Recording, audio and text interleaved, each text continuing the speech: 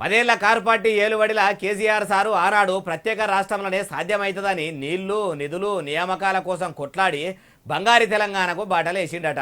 ఒదికు తెలంగాణలో 10 ఏళ్ల కుటుంబ పాలన చేసి తెర్లు తెర్లు చేసిండ్రని అందరంటుంటే బంగారి తెలంగాణకు బాటలేసిండని ఎవరన్నానంటారా ఈ నుండ్రిగో.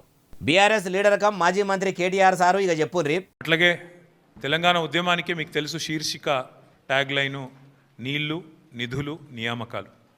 అందుకే 10 సంవత్సరాల కేసీఆర్ గారి పరిపాలనలో ఈ 3 రంగాల్లో సంపూర్ణమైన న్యాయం కేసీఆర్ గారి ప్రభుత్వం చేసింది. అయ్యా మరి మీ కారు పార్టీ ఏలుబడిల నిధులు ఎటుపోయినాయి సారు? ఎన్ని తెచ్చిండ్రు?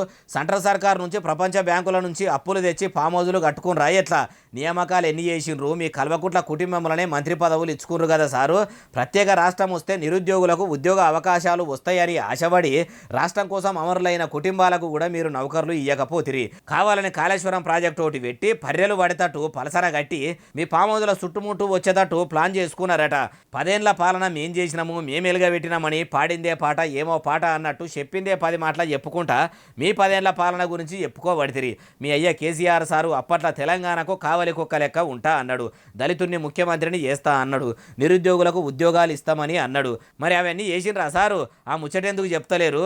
అయినా 10 ఏళ్ల మీ కుటుంబ పాలన నచ్చకనే కదా సారు పబ్లిక్ ఏరికోరి షెయి సర్కార్ను గద్దె మీదకి ఎక్కించింది. ఇప్పుడు మీరు ఎన్ని పత్తిత్తు మాటలు మాట్లాడినా పబ్లిక్ మీ కారు పార్టీని కానేతట్టు లేరంటుర్రు ఈ ముచ్చటిన్నోళ్ళు.